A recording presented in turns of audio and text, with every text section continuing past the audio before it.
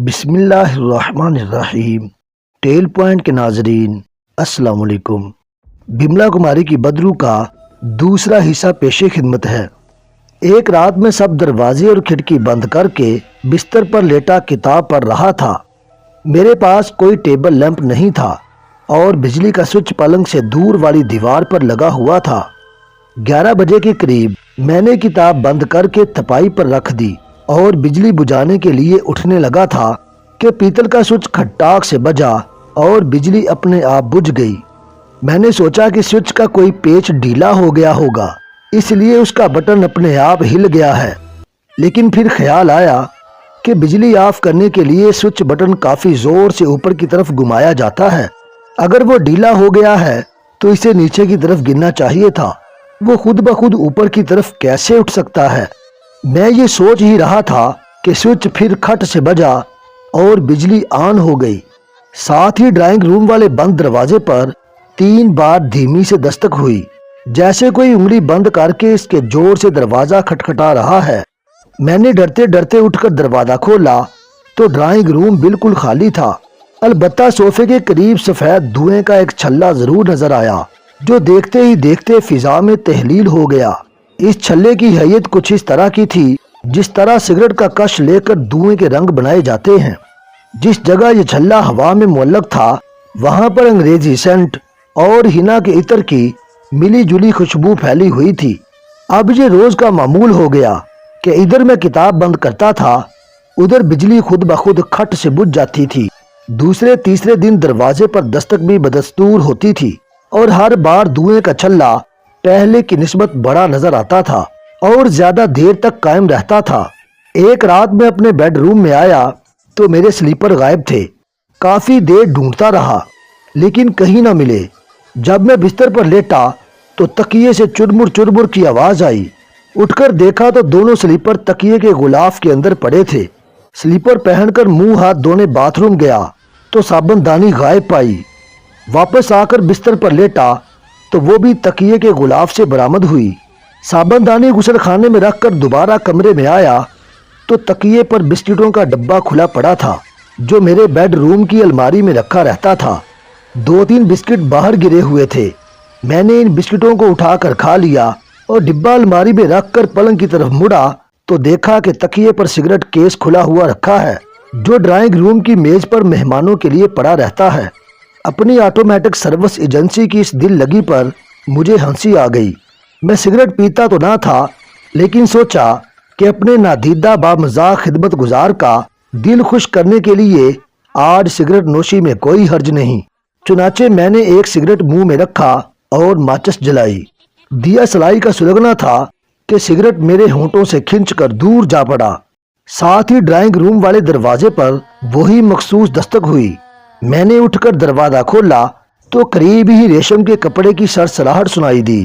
پھر سفید دھوئیں کا حلقہ تقریباً نصف کمرے میں پھیل گیا۔ سارے کمرے میں بینی بینی خوشبو کی پھوار سی برس رہی تھی اور فضا میں کچھ اس طرح کا ارتعاش لرزاں تھا جیسا کہ فوارہ چلنے سے محسوس ہوتا ہے۔ ان دنوں مجھے موسیقی کا شوق تھا اور اس راج بجانے میں کچھ ریاض بھی کیا تھا۔ میں نے ڈرائنگ روم کی بتی جلائی تو میری اسرار صوفے کے قریب قالین پر یوں پڑی تھی جیسے ابھی ابھی کسی نے وہاں لا کر رکھی ہو۔ میں بغیر سوچے سمجھے فرش پر بیٹھ گیا اور اسرار بجانے لگا، لیکن تار بالکل ڈیڈ تھے، ان میں سے کوئی آواز برآمد نہ ہوئی۔ چند لمحے ایک عجیب سا بولتا ہوا سناٹا رہا، پھر اچانک ایک زور کا دھماکہ ہوا جیسے کمرے میں بارود سے بھرا ہوا گولا پھٹ گیا۔ سفید دھوئیں کا حلقہ مکڑی کے جالے کے تاروں کی طرح ٹوٹ کر ریزہ ریزہ ہو گیا اور اس کے ٹکڑے ہوا میں اس طرح کپ کپانے لگے جس طرح بادل کی لڑی کا عکس پانی کی متلاطم لہروں میں ٹوٹ ٹوٹ کر لہراتا ہے۔ ساتھ ہی بالکل بند کمرے میں چاروں طرف سے پتھروں اور اینٹوں کی بارش شروع ہو گئی۔ اب میں جہاں کہیں بھی بیٹھتا تھا میرے آگے پیچھے دائیں بائیں پتھر ہی پتھر برستے تھے۔ بستر پر لیٹا تو پلنگ کے ارد گرد سنگ و خشت کا انبار لگ گیا۔ ایک پتھر جو پلنگ کے اوپر میرے عین قریب آ کے گرا، اس کا وزن کئی سیر تھا۔ کمروں کے روشن دان، کھڑکیاں، دروازے سب بند تھے لیکن پتھر بڑے زور سے سنسناتے ہوئے آتے تھے اور میرے بالکل قریب زمین پر گر جاتے تھے۔ خوش قسمتی سے کوئی پتھر مجھے لگتا نہ تھا۔ ورنہ उनमें कुछ इतने वजनी और नोकदार होते थे कि चंद ही ज़रबों में इंसान की हड्डी पसली एक कर देने के लिए काफ़ी थे। इस वाक़या के साथ ही अगले चंद माह के लिए मेरी ज़िंदगी का दड़ा बिल्कुल तब्दील हो गया। ऑटोमेटिक सर्विस की पुरलुत्फ आंख मचोली बंद हो गई। ड्राइंग रूम के दरवाजे पर एक जाने पहचानी शाइस्ता और मुअत्तर सी दस्तक भी मौकूफ हो गई।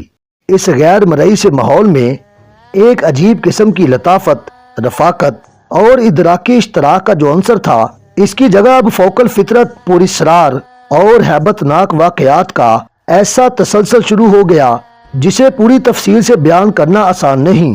इसलिए नमूने के तौर पर फ़कत चंद चीदा चीदा और निस्बतन अहम वाकयात ही दर्ज झैल करता हूँ।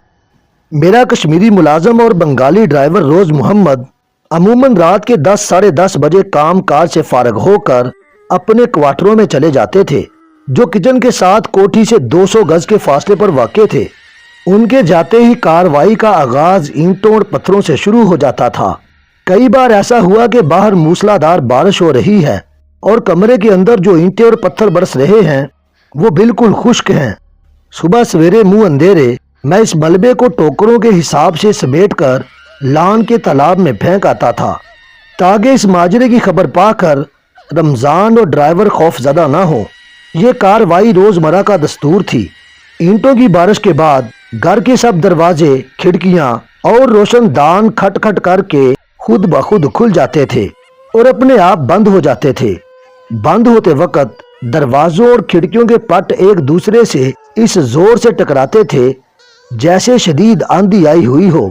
थोड़े थोड़े वक्फे के बाद यह अमल कई मर्तबा दोहराया जाता था। घर की सब बिजलियां भी इसी रफ्तार से जलती और बुझती रहती थी। कभी किसी खुले दरवाजे को बंद करने की कोशिश करता तो वो बंद ना होता था, और अगर बंद दरवाजे को खोलना चाहता तो वो खुलता ना था। एक बंद दरवाजे को खोलने के लिए जरा ज्यादा जोर लगाया तो उसकी चौखट उखड़कर धड़ाम से जमीन पर गिर गई। चंद लम्हों के बाद वो खुद ब खुद उछलकर अपनी जगह फिट हो गई। आधी रात के करीब मेरे ड्राइंग रूम की छत चिड़चिड़ाकर इस तरह बोलने लगती थी जैसे इस पर बेहद वजनी बोझ डाला जा रहा हो। कभी तो यूं महसूस होने लगता था कि इस बोझ के तले छत टूटकर नीचे आ पड़ेगी। फिर छत पर ऐसी आवाजें उभरती जैसे बहुत से लोग लकड़ी की खड़ामें पहने उछल कूद रहे हों। साथ ही बड़े बड़े डोल दमादम इतने जोर से बजने लगते कि उनकी दमक से मेरा कमरा गूंज उठता। डोल के साथ कई दूसरे साथ भी बजना शुरू हो जाते थे, जिनमें तबला, चिमटा, सतार, नफेरी और शहनाई की आवाज खास तौर पर नुमायां होती थी। फिर यकायक शंख बजने लगता और देर तक लगातार बजता रहता। रफ्ता रफ्ता शंख की दिलखराश गूंज बाकी सब आवाजों पर पूरी तरह गालिब आ जाती। मेरे बेडरूम के साथ अकबी लान की तरफ बरामदा था। कमरे की एक खिड़की और दरवाजा बरामदे में खुलते थे। रात के वक्त मैं दोनों को बंद करके अंदर से कुंडी लगा लेता था। एक रोज छत पर शंख की आवाज बुलंद हुई तो यूं सुनाई देने लगा जैसे बरामदे के पक्के फर्श पर बहुत से शाहजोर घोड़े बैक वक्त सरपट भाग रहे हों। सुबह के टापों की आवाज के साथ उनकी दुम के बालों की सरसराहट और नथनों से जोर जोर से सांस लेने की फड़फड़ाहट भी वाज़े तौर पर सुनाई देती थी। जब ये आवाजें बड़ी देर तक जारी रहीं तो मैंने खिड़की का एक पट जरा सा खोलकर बरामदे में झांका। वहां पर घोड़ा तो कोई ना था, अलबत्ता लाल लाल अंगारा सी आंखों वाला उल्लू की शक्लो सूरत का एक बारी बरकम परिंदा पर फैलाए हवा में मुअल्लक होकर इस तरह हचकोले खा रहा था जैसे वो वाकई भागते हुए घोड़े की पीठ पर सवार हो। मेरे जांगते ही वो इस कदर जोर से चीखा कि मैंने फौरन खिड़की बंद कर ली। काफी देर तक वो चीख बरामदे में सायरन की तरह बजती रही और उसके बाद कुछ अरसा यूं महसूस होता रहा जैसे वो अजीबुल खलकत परिंदा अपने पंजों से खिड़की को कुरेद कुरेद कर तोड़ने की कोशिश कर रहा हो। इन दिनों मेरे पास सागवान की लकड़ी का बहुत बड़ा डाइनिंग टेबल था जिसका वजन 1.5-2 मन होगा।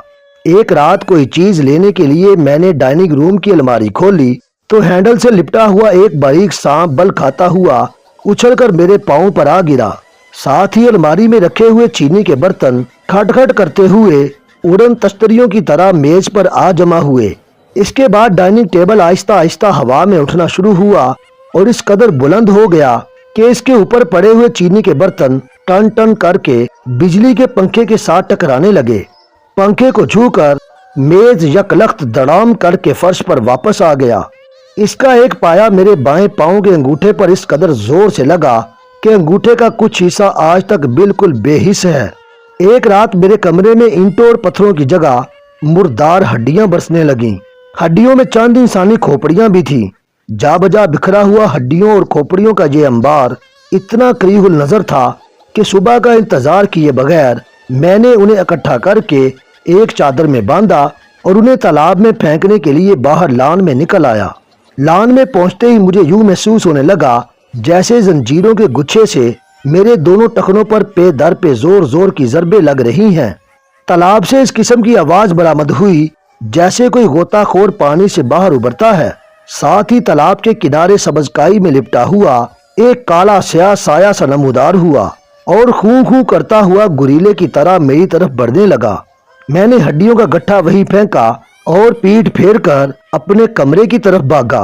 भागते भागते ही यूं महसूस हुआ जैसे मेरे पांव रस्सियों के ताने बाने में उलझ गए हैं।